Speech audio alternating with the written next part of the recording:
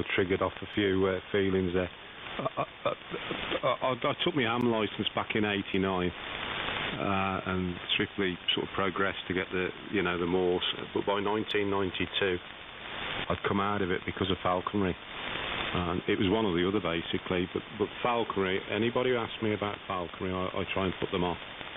It's not like owning a fishing rod or a gun where you put it in a cabinet at the end of the day and then don't use it for another 2 weeks.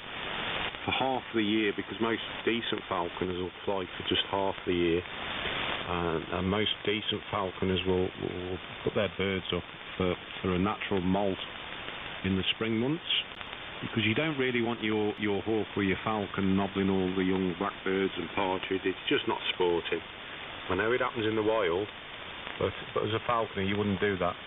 So it's a winter sport really, but during the winter my job revolved around falconry. I used to work shifts, 4 on 4 off, so I could fly for 6 and then rest the bird for 2. I used to fly pretty hard, and in bad weather you do fitness training, much like an athlete. You do pump ups, you build up those pecs on the bird and you get them mega fit. Some people go to the extremes of even putting weight on the bird to pump them up, and it's all about the more the bird works out, the bigger the appetite, and you've got to fuel that engine, and there's a lot to it. And then you get the messers. They'll go out and buy a bird and they'll just fly it the weekend, and they'll think, why is my bird unfit? Why doesn't it catch anything? Well, it's not going to, is it? Because it's unfit. But I took it to the extreme. Harris hawks, goshawks. My longest Harris, he died 3 years ago. He was 26 and I was still flying him. The goshawks don't generally live as long because they're just crazy. I had one stolen and another one I lost, and you've got radio telemetry on them and things like that to track them down. But when they go, sometimes they just go. They're destined to be wild, And then you've got the falconry dogs to work along. So literally I'd pull up on farmland, remove the bird from his travelling box, fit him with a radio telemetry tab, chuck him in a tree, and I'd just walk. And my 2 dogs, they're pointing dogs, they'd be ranging the fields and they'd lock up on point. Got so much video footage, and the bird would just follow the dogs because he knew they were part of the team, and he would gel with the dogs. So literally, as a falconer, you'd stand back and you'd witness nature at its best, and that would leave me free to work the camera. So you just walk, and the dogs would work away, they'd come on point, and the bird would be there straight above waiting for the flush. And it was just, to get to that level, I've seen loads of falconers, they can't even train a dog, never mind a bird, and the bird is a simple mechanism. It's like a yes or no training thing, they just basically focus on reward, so it's all positive reward, reinforcement, and a lot of falconers, they come out, they just don't get it. They're going to starve the bird for a day or 2, make it mega hungry, and what they're really doing is just stripping it of condition. It's just the same as you would treat an athlete. If you don't fuel that fire, a bird's no good to anybody. A wild bird isn't like that. It hunts because it's fit and healthy and hungry. So you've got to get that cocktail right. They call it yaruk. It's a Turkish word, yaruk. It means you're at your best. You're fighting fit like a boxer. Anyway, Rolly, lovely to talk. I see you're quite passionate about all this painting, falconry, landscape. It's all very, when you get a minute, check out Mick Corston. He's a pretty famous, he's dead now, I think cancer took him very young, but I always liked his work, and he's very much, not just into falconry, dogs, anything countryside, and I like his work. It's quite romantic, quite moody. You might call it quite ordinary, but I like him, and he would target the falconry market, the sporting dogs, horses, anything to do with the countryside. He was on the ball with that. Good bloke.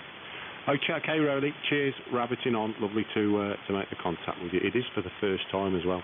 EI5KP, have a good evening. G0OOQ. Yeah, beautiful. Okay, I'll check him out. Mick Corston, I'll look him up there later on. I'll also have a look at your QRZ page as well. We'll talk again soon. I'll catch up with you there. I've heard John before there, Sean, so we'll have a chat further down the road. But nice to hear you, and we'll have a chat about maybe maybe the radio equipment the next time. I'm curious to know the conditions, but don't come back and tell me now. Save that for the next round. G0OOQ, EI 5KP, 73. Thanks, Sean. Have a good evening. Bye-bye, Roddy. SKA, Sean? Yeah, very... it's all right, I'm switching page to page. I'm running the computer. How are you, Dave? Yeah, good. And good evening to Rowley there, EI 5KP. Just tuned through and heard you chatting there. Didn't want to break up the conversation. It was so interesting, Sean, over. Well, it's not just about radio, is it? That's what I love about amateur radio. We all love it, but it's good to talk about other things. I do a lot of listening, Dave, and you know, I hear people on here they'll be talking about beekeeping, which I know nothing about, but it's all interesting. Motorbikes, kart fishing, a lot. It's amateur radio, Dave. Ever? Oh, I know. We there was a few of us on the other night, and we were talking about all sorts. Nothing radio related, just anything. But yeah, very good. So no, you got signal 5 and 9 plus Sean. So Rowley wasn't overly strong, but the band's been really poor today. I've had the radio on since about 1 o'clock, and there's hardly been anybody on 80 metres on. Well, I'm the same, because I'm at home all the time now. I usually switch the radio on about 8:30, and we're doing things. I'm in the kitchen dining room, which is quite a family room, you know. And I have anyway, come 1 o'clock, I switch it off and go and do something else. And then I like to get back on 80, sort of mid to late afternoon when it starts to open up. And I do like 80. It's nice for chit chat. But I've been up on the other bands today. There was a contest on 40. I did a little bit of listening on 20 on CW, and then a contest fired up there. And with that, I just sort of sod it. I'm going in the other room. And 17 was dead. You know, I had a flip round on 10. There was nothing happening there. Generally, the bands have been a bit quiet over the last few weeks, and most of my activity has actually been on 80 metres.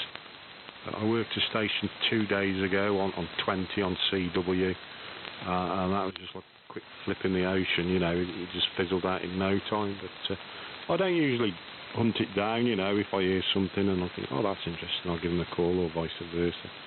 But I've got to admit, Dave, 80 is probably my main band at the moment, but I tend to switch off about maybe 7 o'clock in the evening. Anyway, you're 5.9 plus as well. I don't know, 10, 20, nice audio. I opened up my receive bandwidth because I noticed Rowley was going out pretty wide, and I opened up my receive, and I see you are as well. I'm going out just over 3K, but you're sounding good on that 5,000 at the moment. Yeah, nice sound that's got, and working well for your Dave. M0 SKA G0OOQ. Yeah, G0OOQ, M0 SKA, fine Rowley. Sean, it was mentioning Rowley. Yeah, Rowley runs about 4, I think. So no, I'm the same. 80 metres is probably my go-to band. I don't mind 40. 20, I had a look up there earlier. There was an Indian station on. He wasn't overly strong, about, I don't know, 4 and 4, 4 and 5. There was a lot working in, but I think there was some kind of a contest on. And I couldn't be bothered with all the hassle. And I just tuned round and then came back, went watching a bit of TV, and I'm working tonight, so just had a chilled out day, really. And no, yeah, I'm on the 5,000. I've just fitted a cloud, well, it's not a cloud lifter, it's something similar. From Clark Technique, I ordered that earlier in the week, and it came yesterday. So just because I'm on the Rode mic now, and it's a dynamic mic, the Procaster, I didn't think I was getting a lot of gain out of the mic, although it was working. So I bought this little unit, only 20 quid. And it gives you put it in the back of the mic, and then you can put 48 volts onto it and the preamp, and it just lifts boosts the audio up. So I think it gives it a fuller range. But that's the only thing I've changed in the last few weeks. So yeah, excellent. And yeah, they better. Well, I mean, if I'm not here, if I'm not here, Sean, and I'm sorry, if I'm not working this time of year, we're generally away up at the caravan. We have a static caravan. The wife's up there now. She's off, so yeah, I'll be joining her in a day or two of it. G0OOQ, that's lovely, that is. I used to do a bit of caravanning out of Tora. I towed up the sort of I don't know, up to Bala or the coast, and I used to leave it up there through the summer. Pay the farmer about £5 a week, you know, and we could just pop up and have long weekends. Absolutely loved it. Even the dog knew when we was going, you know, the dog knew something. We'd pack in the caravan and the dog would be in the van or the back of the car waiting to go before we was. And we had some great times. You know, I've always said, if you got the weather, you can't beat this country. You really, really can't. We went abroad 3 years ago. I got the news of you know, this condition I've got, and I said to Jamie, my wife, I said, let's have a good holiday. And she's got skin like an English rose. I do tan, but I don't try and tan, you know. I can't lie in the sun for hours. I get bored and I get uncomfortable as well. So anyway, we went to Fuerteventura. You know, the typical, you got the pool, you got everything on, it's all paid up from, I forget what you call it.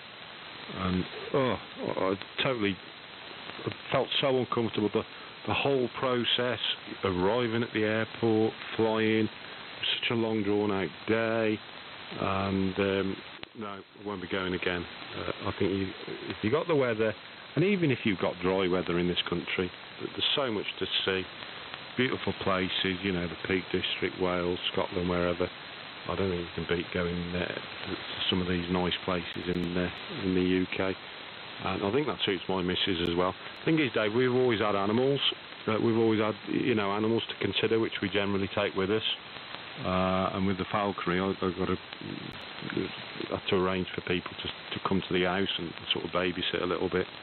So that's always kept us, you know, in the UK. But I don't mind that at all. I really, really don't. Yeah, I'm live streaming you, Dave. I've been live streaming. Have a look, you'll see how you sound. And I've got the band scope up and all that. I'm using the ASUS software. You should get it for that 5,000. All those hidden menus, you can get easy access to them, and it's an absolute doddle to set up. Software's about £46, I think, and it runs alongside SunSdr2. So that goes into it. You've got a beautiful band scope and all those controls, no matter what, AF gain, processing, the lot, it's even the band stacking. It's there via the software, and I'm looking at it now. You'll see it on the live stream anyway, if you take time to have a look. I'm just curious, Dave. I know you do continentals, don't you? 4 on, 4 off. Are those 12s over? Yeah, I do 12-hour days and nights. I do 2 days and 2 nights, Sean. I'm about to go through QRZ for that live stream, have it? Yeah, you'll see it. Go QRZ my page. Just click on that link. If not, just go on YouTube and type in my call sign. Yeah, Continentals, the best of the lot. I worked Continentals, 15 years out of that, 4 on, 4 off, and it was brilliant. Well, it suited me. So you got your 2 early get-ups, your 2 days, 6 till 6 I would do, and then you'd have like your changeover day, and then you go in and do your 2 nights and 4 off. And I think we spoke about this. So they give us a voucher book at the start of the year, and if you put 4 vouchers in, you get 12 off. But if you put 8 in, you'd only get 20 off. That's what people used to forget. So yeah, the Continentals, I did enjoy them, and then 4 rest days, they're like a gift from God. I bet you feel the same, Dave, ever? Oh, yeah, they're very good. They're very good. I don't.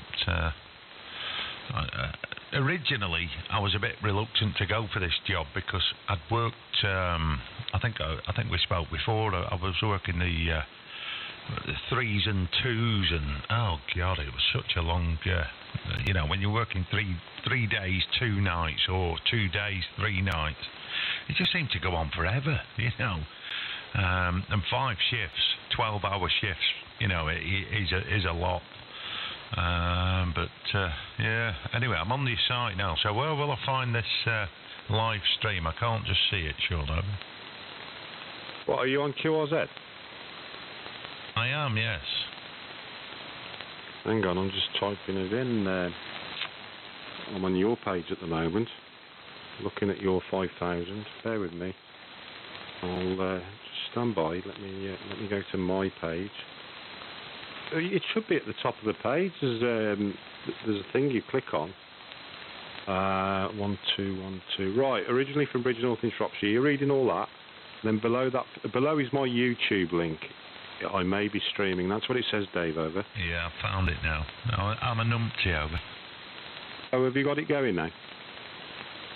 Oh, it just says video unavailable. Watch this video on YouTube. Oh, well, I've done something wrong there. So go onto YouTube. Just go onto YouTube homepage and type in my call sign and you'll find it. Double click the link, Dave, and then it goes straight into it. Oh, hello. I can see it there now. I'm on now, I think. Yeah, it's live now. Yeah, hello.